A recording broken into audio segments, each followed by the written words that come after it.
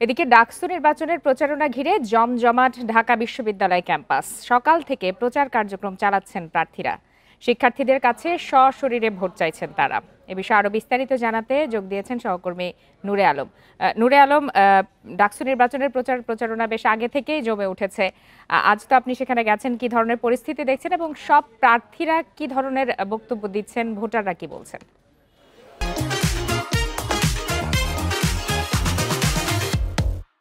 প্রার্থীরা সকাল থেকেই প্রচারণায় ব্যস্ত সময় পার করছেন। আমরা দেখেছি যে বিশ্ববিদ্যালয়ের বিভিন্ন একাডেমিক ভবনগুলোতে প্রার্থীরা যাচ্ছেন এবং শিক্ষার্থীদের কাছে তাদের নির্বাচনী ইশতেহার পৌঁছে দিচ্ছেন। শিক্ষার্থীদের জন্য কি কি করবেন সেগুলো তারা বলছেন। আমার সাথে কথা হয়েছিল ছাত্র দলের ভিপি প্রার্থী আবিদের সাথে। আবিদ যেটি বলছে যে শিক্ষার্থীদের কাছে তারা অনেক ভালো রেসপন্স পাচ্ছে। আসলে শিক্ষার্থীরাও এখন এই ভোটের আনন্দের মাঝে প্রবেশ করেছে এবং তারাও খুবই অপেক্ষা করছে আগামী 9 সেপ্টেম্বর ডাকসু নির্বাচনের জন্য। দীর্ঘদিন পরে এই ডাকসু নির্বাচন হচ্ছে। সবশেষ 2019 সালে ডাকসু নির্বাচন অনুষ্ঠিত হয়। এর আগে 1991 সালে ডাকসু নির্বাচন অনুষ্ঠিত হয়। তারপর থেকে ডাকসু নির্বাচন বন্ধ ছিল। 2019-এর পরে আবার 6 বছর পরে আবারও ডাকসু নির্বাচন অনুষ্ঠিত হচ্ছে। শিক্ষার্থীরা যেটি বলছেন, ডাকসুকে তারা নিয়মিত শিক্ষা ক্যালেন্ডারের অংশ করতে চান। প্রতি বছর একটি নির্দিষ্ট সময় ডাকসু নির্বাচন হবে, তাহলে এই যে ডাকসু নির্বাচনকে কেন্দ্র করে যে মাতামাতি এখন হচ্ছে সেটি ধীরে ধীরে বন্ধ হয়ে যাবে বলে শিক্ষার্থীরা বলছেন। কারণ তারা চান যে বিশ্ববিদ্যালয়গুলোতে তারা ভোটের মাধ্যমে তাদের নেতা নির্বাচন করবেন, যিনি তাদের যে সমস্যাগুলো রয়েছে সেই সমস্যা সমাধানে কাজ করবেন।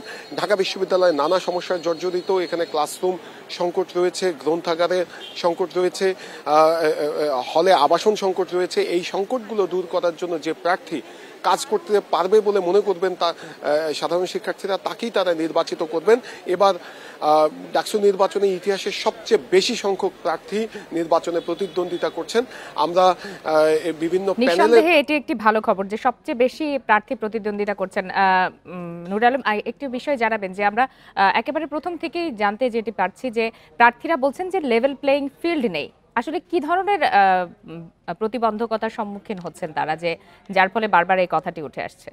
প্রার্থীরা একে অপরের বিরুদ্ধে অভিযোগ করছেন যে লেভেল প্লেইং ফিল্ড না থাকার।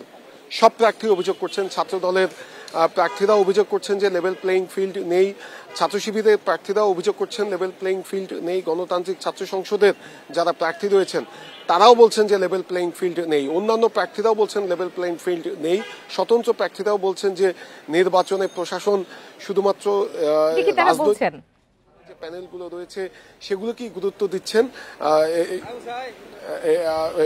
কিন্তু স্বতন্ত্র প্রার্থীদেরকে গুরুত্ব দিচ্ছেন না। আসলে আমি বিষয়টি নিয়ে বিশ্ববিদ্যালয় কর্তৃপক্ষের সাথে কথা বলেছিলাম। তারা যেটি বলছেন যে যখন সকল প্রার্থী অভিযোগ করছেন লেভেল প্লেইং ফিল্ড নেই, তার মানে এটি প্রমাণ করে যে বিশ্ববিদ্যালয় প্রশাসন কারো প্রতি পক্ষপাতমূলক আচরণ করছে না।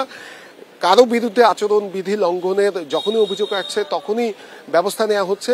যদিও বা প্রার্থীরা একে অপরের বিরুদ্ধে আচরণ বিধি লঙ্ঘনের অভিযোগ করছেন, বিশ্ববিদ্যালয় কর্তৃপক্ষ বলছেন যে লিখিত অভিযোগ তারা তেমন পাননি।